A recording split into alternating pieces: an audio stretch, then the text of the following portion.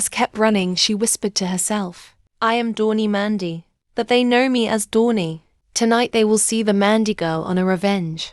I left as Dawny, but I have come back as Mandy. She didn't stop running until her lungs burned. The night air cut through her chest as she disappeared between narrow streets. Her feet barely made a sound on the pavement, but in her mind, every step echoed like thunder.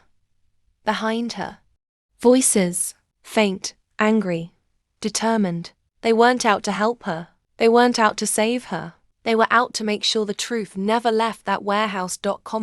Mandy turned a corner and pressed her back against a cold brick wall, struggling to breathe silently. Stay calm. Stay invisible. She whispered to herself, but fear had already found her, and it was holding on tight. Her phone vibrated again. A new message from an unknown number. You think you have power now? You only have time. Then another one appeared, and time is running out. Mandy's fingers trembled as she locked the screen. 5 years ago, they silenced her with fear. Tonight, they were trying again. Only this time, she wasn't the same girl. She opened the photos she had taken in the warehouse, the papers, the names, the faces. Proof, truth, and the kind of secret powerful people would kill to protect. But who could she trust? The police had looked the other way once before. The town was built on silence, and the person who had helped her was now gone. Possibly forever. Mandy walked toward the one place she swore she'd never return to again. Our old home, the small house at the edge of Cedar Falls where her nightmares were born. The door creaked as she stepped inside. Dust in the air. Memories in the walls. The past sitting everywhere, waiting for her. She walked to her old room, and that's when she saw it. On her bed. Another envelope. This one already open. Inside was a name written in black ink. Reverend Halley. Her heart dropped. The town's most respected man. The man who had once prayed for justice. The man who had stood in front of the crowd the night the stranger died, telling everyone they were doing God's work. And the man whose name was now circled in red on the warehouse papers. The real monster had a holy face. The church was lit even though it was nearly 3 a.m. That alone told Mandy everything she needed to know. Inside, the air smelled of old wooden benches and cold secrets. A figure stood at the altar, waiting. I wondered how long it would take you to remember who really runs this town, Reverend Halley said without turning around. Mandy stepped closer. Her voice did not shake. You didn't just destroy an innocent man that night. You destroyed the entire town. He finally turned to face her. Calm, smiling. No, Mandy, I saved it. I protected what didn't need to be exposed. The kind of smile that lived on lies. And now, you've become the problem. Outside the church, headlights appeared. More people, more secrets, more danger.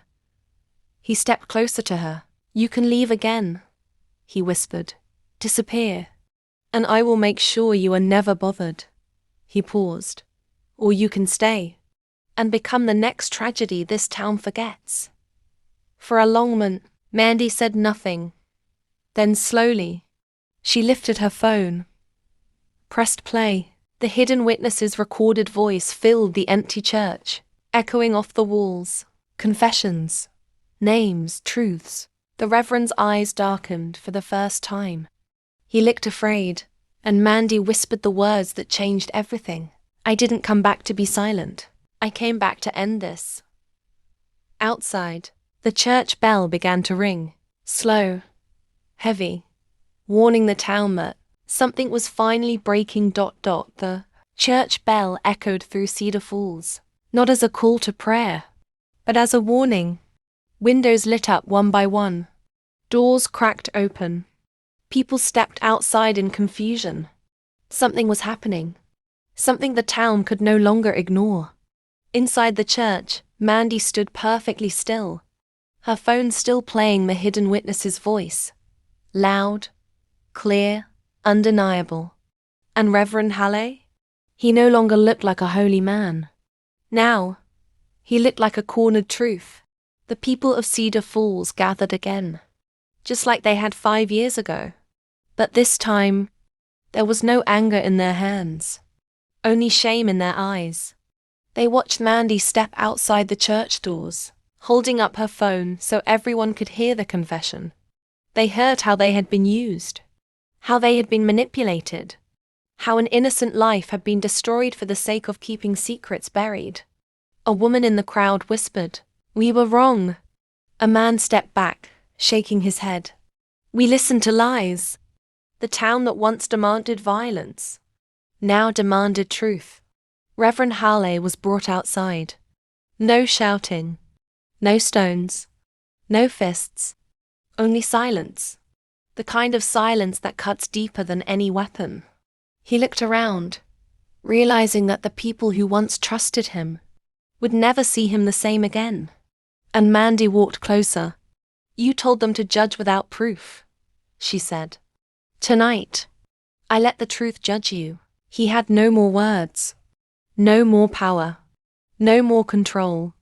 The monster had been unmasked. Before dawn, Mandy returned to the place where the stranger had died. She stood in the quiet darkness and gently placed flowers on the ground. "They forgot your name," she whispered.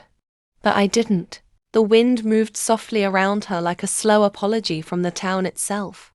And for the first time in 5 years, the air felt lighter, as if the stranger's soul was finally free. Mandy turned once more to look at the town behind her. "There is no jungle justice," she said quietly.